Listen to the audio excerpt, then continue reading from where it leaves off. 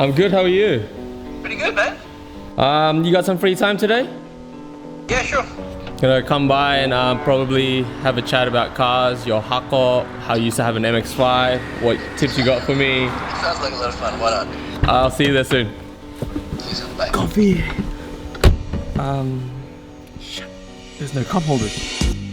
When looking for inspiration, what better way than to talk to someone who over the years have collected knowledge on building project cars. Today I drive over to have a chat with Kevin, a JDM enthusiast and a JNC contributor known as Babs, and his Hot Rod Outlaw of a Nissan Hakosuka GT. Most of you already know that this car is an absolute joy to look at, and I want to find out his journey from import till now. This is my 1971 Skyline GT. It's more commonly known as the Hakosuka, so that's the nickname for it. I've had it for a really long time. I've had it for 11 years now.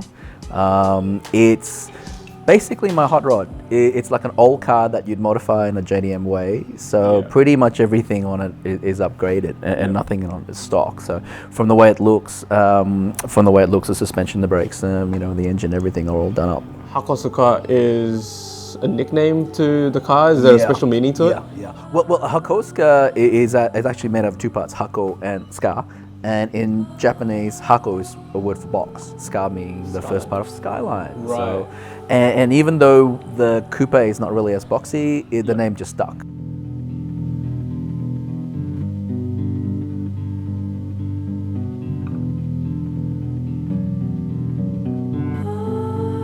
When I was looking for the car, I really didn't have any ambitions to track it, or I just want a nice cruiser car. Yeah. So I looked for a car that was advertised with a stock engine. But they had another car on the lot, which was a real Bosozoku car that was really slammed, and that had a really grumpy sounding engine. Yeah. For some reason, when this arrived in Australia, it didn't have a stock engine and it had a grumpy sounding engine.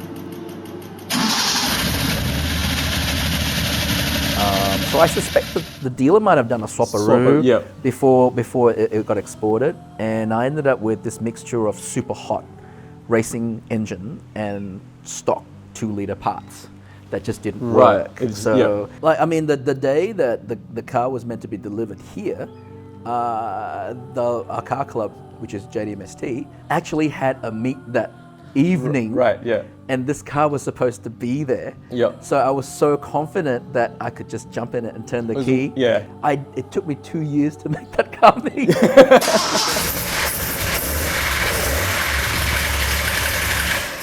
2 years of basically ripping everything apart, start from scratch. Yeah. And so now it had to have a lot of custom parts on it to make everything work. Yeah. We selected a cam that would work on the street, would still, be good enough for the track, and then the rest of the engine had to be sort of like modified, reverse engineered to suit it.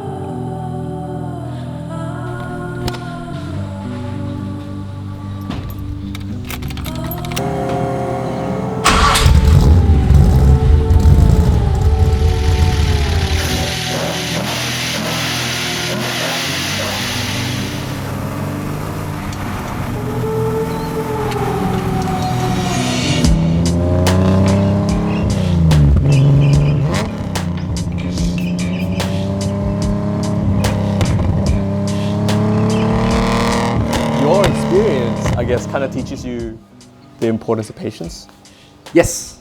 with anything. Yeah. Well, when it comes to old cars, you need to be very patient. This car was sitting here like a big silver paperweight in the garage for years before I got to enjoy it. And so you have to bide your time, and you have to realize, your moment will come. You have to keep working at it. So while I was scratching my head on what's wrong with the engine, I'd work on the suspension, I'd restore the brakes, I'd rebush everything. So by the time the engine was done, the rest of the car was like 90% done. I'd already been restoring it for 2 years. So much of the value of the car and so much of the reasons of why people like the Hakosuka is the way it looks. So to me, visually, it has to be, a classy result. Yep. It's very obvious when you've got the wrong wheels on it. It's very obvious when you've got this cheesy modification that just stands out.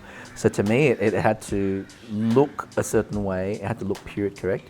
So what it means is that you often have to wait for the parts you want to turn up. Like, for example, the chrome on the door handles was very pitted, but reproductions were not made available until 9 years after I owned the car.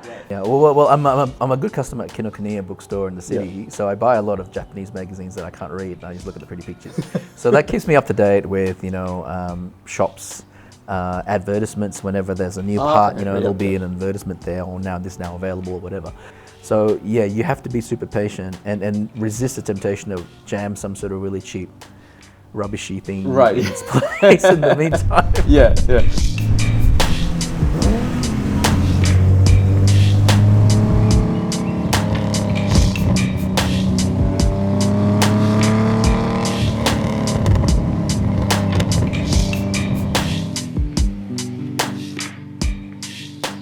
You touched on the idea of it being period correct. Yeah.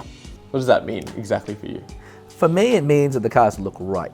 Does it have to be from that period, or does it have to only look to be from that period? It has to look to be from that period. Like, for example, this car is an MSD ignition, which is a modern thing, but the GTR Hakosuka came with a Hitachi CDI sort of system. Yep. But it has to look like it comes from another era. Like, the charm of an antique is that it looks old.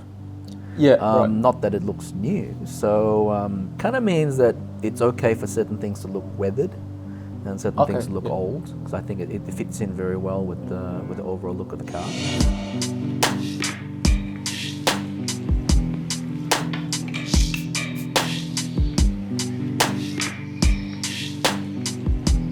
And it's been trucking along for 40,000 Ks in 11 years now.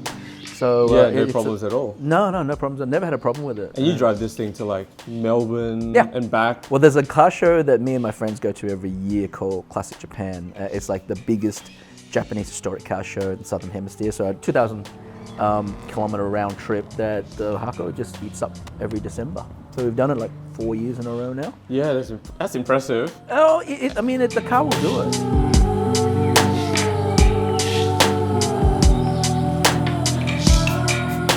But yeah, you did mention you had an MX5, and how was that? So for a while it was like very lightly modified daily driver, and then drift events became a thing, and it slowly began to be more like a ratty drift car rather than a nice, pristine daily driver, because I was putting in through drift events. Yeah, it was a different focus as well. It was a different focus, and it becomes about like a rough and tumble motorsport car. And we did pretty good. I mean, we won. I beat the future Australian drift champion that day. So I think Bo Yates came third, I came first. Never came close to him ever again. So that was just really lucky. Everything was right on that day. Everything was right on that day. He spun out. I didn't. But then what happened was that after about a season of that, the car was completely trashed and worn out. So then the MX5 became a restoration project. But around the same time, I got a new job, which sent me to Japan twice a year.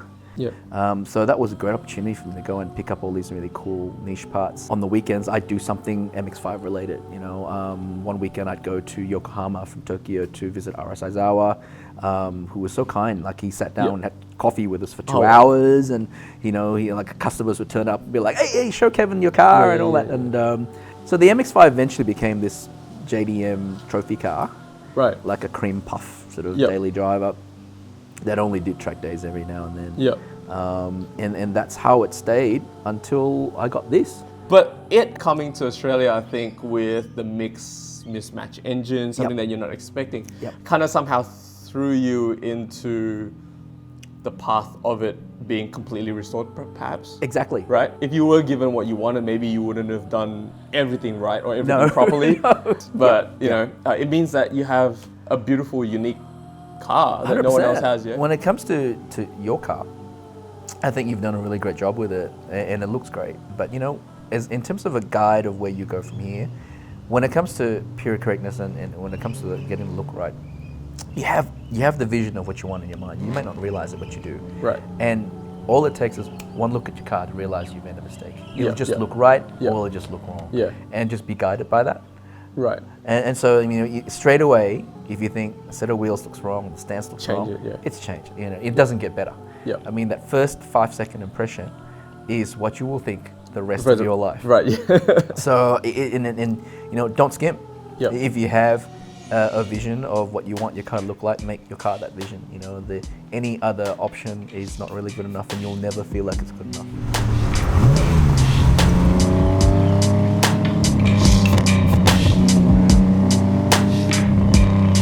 Going through Bab's journeys with his cars gave me a lot to think about. So, what is my vision? And what are my first priorities?